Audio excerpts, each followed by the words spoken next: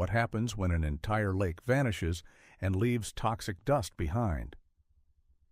It's already beginning in Utah. The Great Salt Lake is one of the two largest saline lakes in the world, and it is slowly disappearing, and it is only getting worse each day. But why is it shrinking, and why haven't we heard more about it? If you keep current in the news, you might hear a bit here and there. Maybe you heard about the policies or laws that have changed, or about the millions of dollars invested by government or even families. However, some of the most important stuff hasn't been noted by many in the news. But here's the part most people miss. I will be blunt. We are heading towards disaster, and the only feasible way to save us is through water conservation to a degree that combats Mother Nature herself. Before I get into the danger and what we need to do to save our land and futures, I would like to help explain the importance of the Great Salt Lake and why we value it and the water in the Great Basin. The Great Basin is different. The water here is unable to reach the ocean. As such, it pools in the lowest area of the land, which is the Great Salt Lake.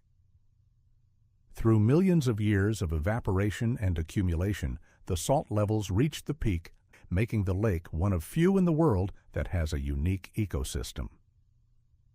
According to the report done by BYU, the GSL is home to hundreds of millions of birds as they migrate every year. It helps provide jobs for almost 9,000 people.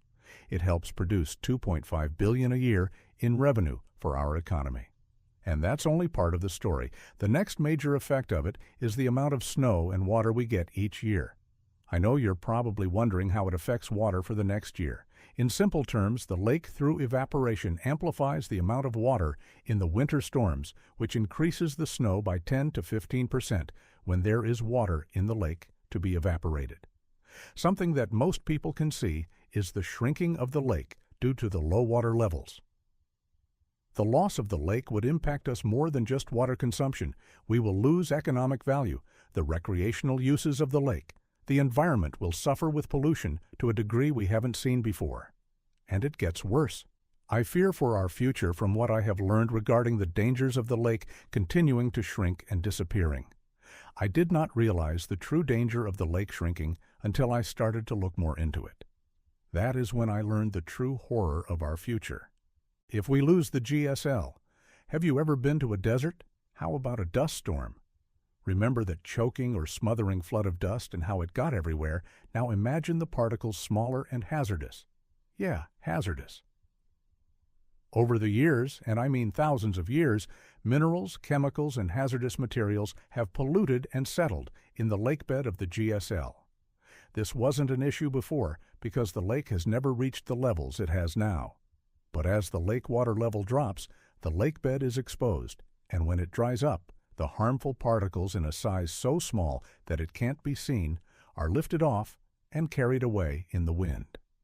While we might occasionally see the polluted air, you will notice that air quality warnings go off on nice days as well. They are tracking the harmful particles too. Here's the real danger. When the lake fully dries up, the amount of dust that would be lifted off would cause limited visibility, cancer, lung disease, and many, many more issues. Spreading as far as Idaho and Wyoming due to the size of the particle and their mass allowing them to be carried for thousands of miles. This is an environmental disaster that will rock the nation at a scale never seen before. You might think a tornado or hurricane was bad, but the damage from the lake drying up would spread across most of central USA and would severely harm tens of millions of people. I know that might seem far away, but this is a present concern. We need to act on fixing it. And the solution may be simpler than you think. How exactly would that work? Well, basically, the Great Basin has been affected by a drought for over 2 decades now, but even with a drought, there should have been enough water to slow the decrease, which would keep the lake healthier. But the main problem is, as you probably guessed it, humans. We always seem to mess up nature's balance no matter where we go. We end up taking most of the fresh water that comes from the mountains and divert it somewhere else. Based on a survey done, we can see that farming uses about 60% of the fresh water for agriculture needs. Corporations use 20%, and the public uses about 10% for potable needs. The remaining 10% is diverted to reservoirs, and while some will reach the lake, the amount is significantly less. This is the issue. The solution is water conservation.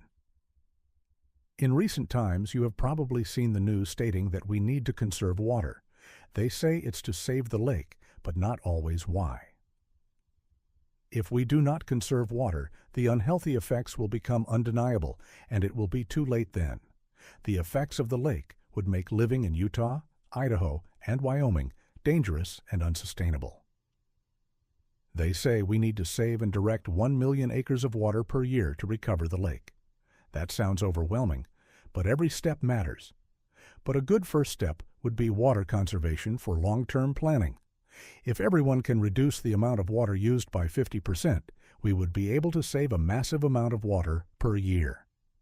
Farmers have a strong and important ability to make a significant impact. We need to cooperate to find a feasible way to help them conserve water without punishing them or using forceful methods. I have noticed that some farmers are upset that their water usage is being monitored and controlled. We want to help them succeed while still making a better plan for long-term water conservation. Because without long-term planning, short-term success means nothing.